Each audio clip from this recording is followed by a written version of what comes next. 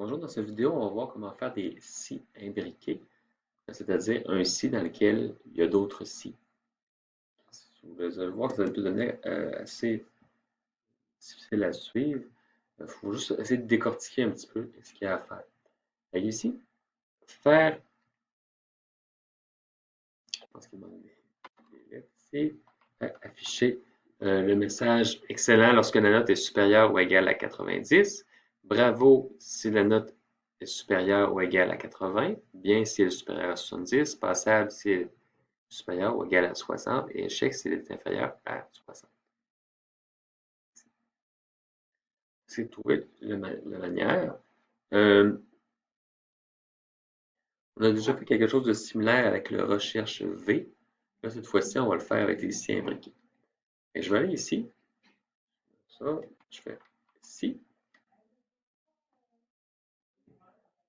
Je fais ma condition. La note est plus grande ou égale à 90. Point virgule ici.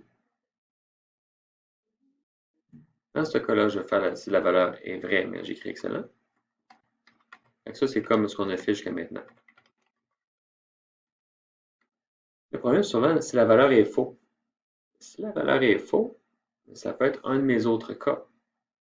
Ça peut être qu'elle est supérieure ou égale à 80. Il faudrait que j'écrive bravo. Je ne peux pas juste ici faire bravo. Sinon, je vais justement avoir excellent ou bravo. Il manque une lettre dans excellent. OK, c'est correct. C'est ici.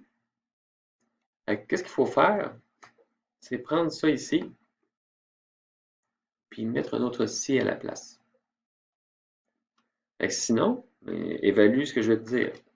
On fait un autre si. La case qui est ici, plus grande que 80, point virgule, je vais dire bravo, point virgule. Là, j'ai le même problème. Si j'écris bien, parce que la note est 70, mais je n'aurai jamais de passable et je n'aurai jamais d'échec. Là, je rouvre un autre si. Si. À la fin, il faut se rappeler qu'il faut toutes les fermer, les fonctions si qu'on a ouvertes. Je clique encore la même case.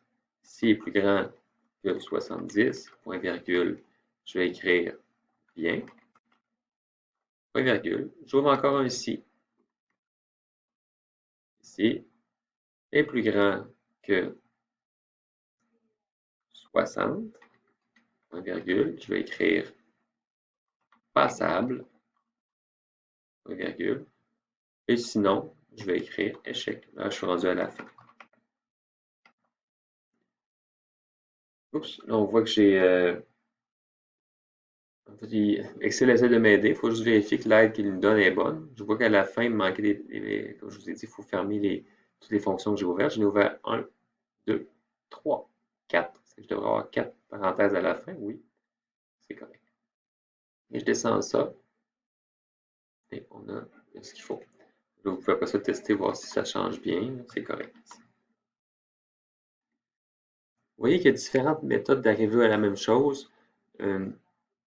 Personnellement, dans un cas comme ici, je trouve que la recherche V était plus appropriée. C'est sûr que le désavantage, mais ça me prend un tableau à quelque part qui contient mes notes. Vous pouvez regarder la vidéo sur les recherches V. Mais on avait des notes ici, là, je pense que c'était écrit 60, puis c'était marqué échec quelque chose. J'ai quelque chose du monde. Échec. Ça, 70, il y avait quelque chose. 80. Puis, en fonction de la note ici, on allait chercher dans le tableau le message qui était à côté. Avec deux façons de faire pour arriver à la même solution. Au final, l'utilisateur de votre feuille, il voit la même chose. On voit qu'ici, ça va être plus difficile à maintenir un petit peu. Mais c'est pour pratiquer le fait qu'on peut avoir un si dans un si. Puis là, pour l'instant, on l'a mis seulement comme deuxième paramètre de notre troisième, en fait. Si on arrive ici, le premier paramètre de notre premier si, mais c'est la condition. Ensuite, c'est excellent. Et ici, On a un autre ici qui recommence jusqu'à la fin. Ça peut vous aider, vous voyez qu'il y a des couleurs ici, des parenthèses, ça vous permet de savoir où est-ce qu'ils sont fermés et ouverts. Mais ici, je pourrais avoir un autre ici. J'aurais pu faire une autre condition. À l'intérieur, ici, je pourrais avoir un autre ici aussi. C'est pas ça qui était demandé. Je ferme ici.